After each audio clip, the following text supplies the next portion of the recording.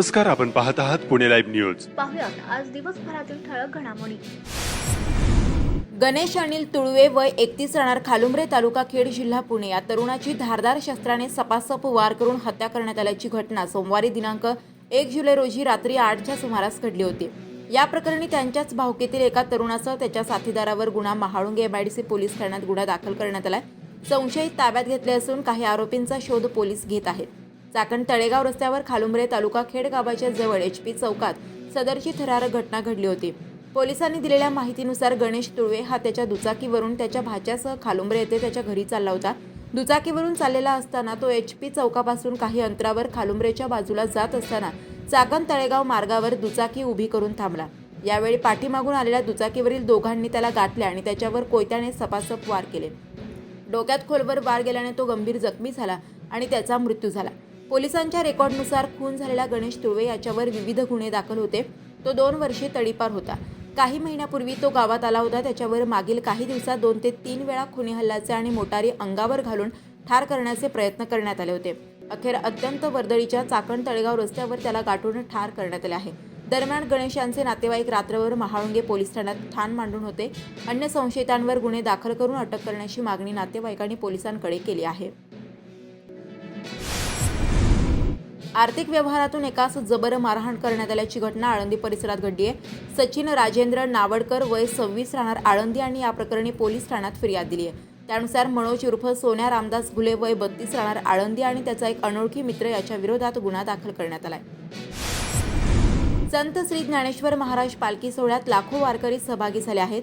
पालखी सोहळ्यात गर्दीचा फायदा घेऊन भाविकांच्या गळ्यातील सोनसाखळी चोरणाऱ्या एका चोरट्याला पोलिसांनी अटक केली आहे. ही कारवाई देहू फाटा आळंदी येथे करण्यात आली आहे. भगवान वसंत गायकवाड वय 30 राहणार खडकपुरा तालुका जिल्हा बीड असे अटक केलेल्या आरोपीचे नाव आहे.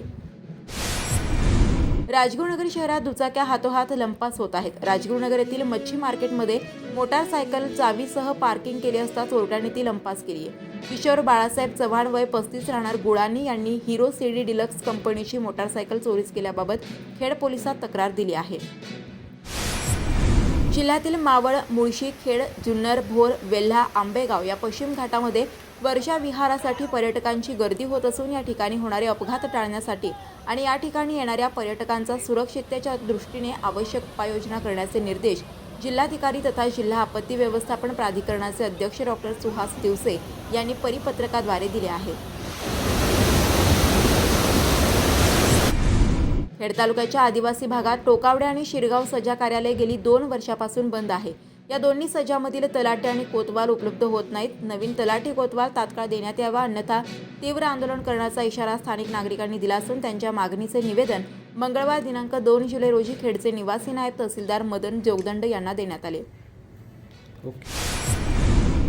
वेल्डिंग कामाच्या पैशांच्या देवाणघेवाणीच्या कारणावरून एकाच्या डोक्यात दगड घालून गंभीर जखमी केल्याची घटना कानेवाडी बुद्रुक तालुका खेड येथे मंगळवारी 2 जुलै रोजी घडली.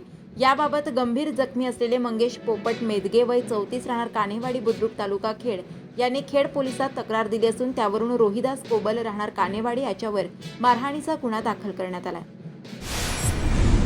खेड तालुक्यातील भात उत्पादक शेतकरी भरत गोपाळे यांचा इंद्रायणी भाताचे दरवर्षी विक्रमी उत्पादन घेत असल्याने प्रशासनाने सन्मान केला. टोकावडे तालुका खेड येथील भात उत्पादक शेतकरी भरत बाळकृष्ण गोपाळे यांना महाराष्ट्र शासन कृषी विभागाच्या वतीने सन 2023-24 या वर्षाचे तालुक्यातील प्रथम क्रमांकाचे पारितोषिक देऊन गौरवण्यात आले आहे. भीमाशंकर खोऱ्यात आणि आदिवासी भागात गेली अनेक वर्षे गोपाळे हे भात शेती करीत आहेत. एकार म्हणजेच एका गुंठ्यात 106 किलो इंद्रायणी भाताचे पीक घेतले असून रब्बी हंगामात कांदा, बटाटा, भाजीपाला व इतर पिके घेण्यात सुद्धा गोपाळे आघाडीवर असतात. खेड पंचायत समितीच्या सभागृहात भरत गोपाळे यांना हा पुरस्कार देण्यात आला. खेड तालुक्यात मागील 2 दिवसात पावसाने पुनरागमन केले आहे. मात्र संततधार मुसळधार पाऊस अद्याप तालुक्यात सुरू झालेला नाही. खेडच्या पश्चिम भागात मध्यम ते हलक्या पावसाच्या सरी कोसळत आहेत. तालुक्याच्या पूर्व भागात अधूनमधून पाऊस हजेरी लावत असल्याचे चित्र पाहावयास मिळत आहे.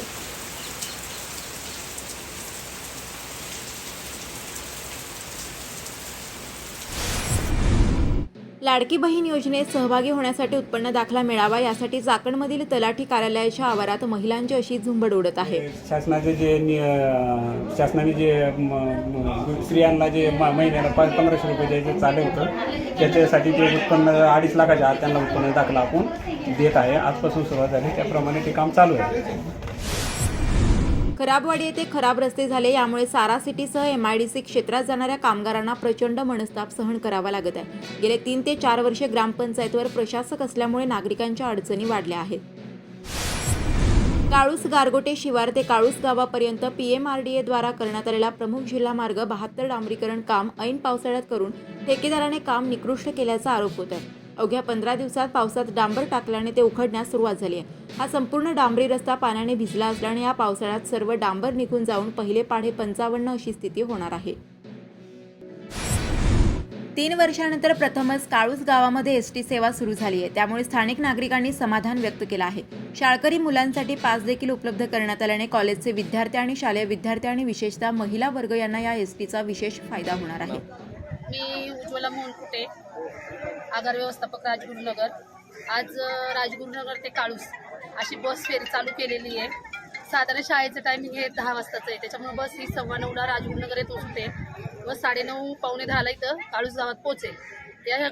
या बसचा फायदा हा वाकी येथील 101 पास आहेत मुलांचे आणि काळूस गावातील जवळजवळ 100 पास आहेत. ते मुलांना प्रवास करण्यासाठी होईल.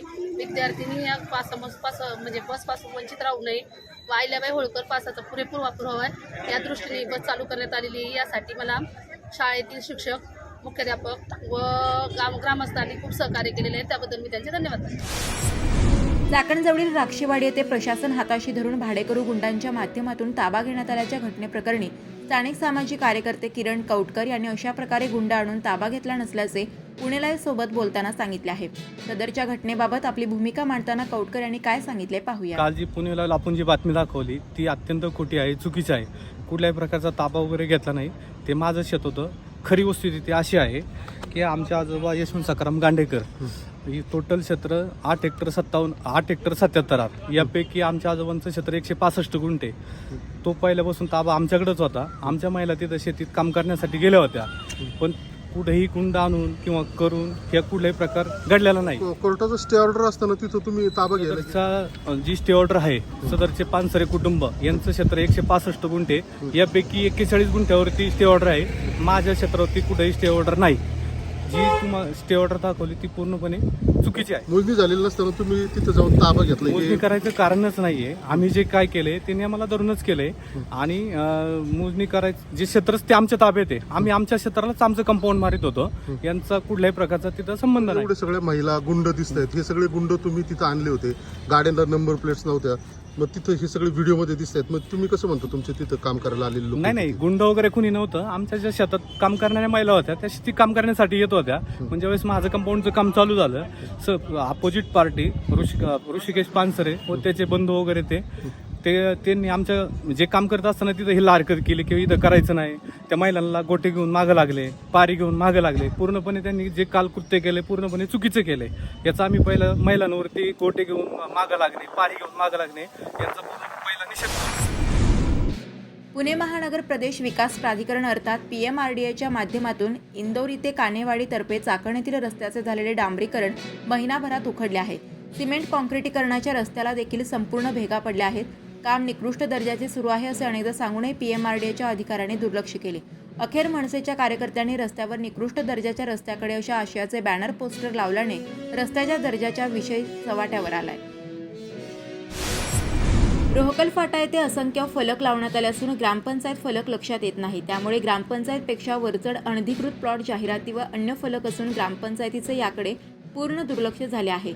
चाकणलगत असलेल्या रोहकल गावात MIDC टप्पा क्रमांक 5 काम सुरू झाल्यापासून आदिवासी बहुल या गावात मोठ्या प्रमाणावर जमीन खरेदी विक्री व डोंगर पोखरून जमीन विकास करण्यास गती आली आहे. त्यात ग्रामपंचायत प्रभावी काम करण्यात कमी पडत असल्याचा आरोप होत आहे. चाकण उपबाजार लिलाव शेड कामास मुहूर्त कधी भेटणार असा प्रश्न निर्माण झालाय. लोकसभेची आचारसंहिता संपूर्ण महिना उलटला तरी बाजार समितीच्या लिलाव शेड बांधकामास सुरुवात झालेली नाही. यामुळे शेतकऱ्यांनी तीव्र नाराजी व्यक्त केली आहे. ऐन पावसाळ्यात शेतीमाल पावसात भिजत आहे, पण जर काम मंजूर झाले तर ते लगेच करून घ्यावे जेणेकरून भविष्यात शेतीमालाचे नुकसान होणार नाही अशी भूमिका शेतकरी व्यक्त करत आहेत. काळूस येथे काळेश्वर पतसंस्थेच्या चेअरमनपदी राहुल दत्तात्रय खैरे तर व्हाईस चेअरमनपदी विजया श्रीकांत पोटोडे यांची निवड करण्यात आली आहे. मुख्यमंत्री माझी बहीण लाडकी योजना सुरू झाली असून त्यासाठी उत्पन्नाचा दाखला, आदिवासी दाखला, डोमासाईल आदी दाखले वेळेत मिळण्यासाठी खेड महसूल विभागाच्या वतीने महसूल खेड तालुक्यात 13 मंडलस्तरीय 2 दिवसीय शिबिराचे आयोजन करण्यात आल्याची माहिती तहसीलदार प्रशांत बेडसे यांनी दिली. राज्य सरकारने मुख्यमंत्री माझी लाडकी बहीण योजना सुरू केली, मात्र यासाठी ई महासेवा केंद्रासह आपले सरकार सेतू केंद्रावर दाखले काढण्यासाठी गर्दी होऊ लागली. या योजनेतील अनेक त्रुटींमुळे अनेक बहिणी या योजनेपासून वंचित राहणार असल्याचे पाहावयास मिळत आहे. महिलांना उत्पन्नाचा दाखला, जन्मदाखला आदी दाखले प्रस्तावासोबत जोडावे लागणार आहेत.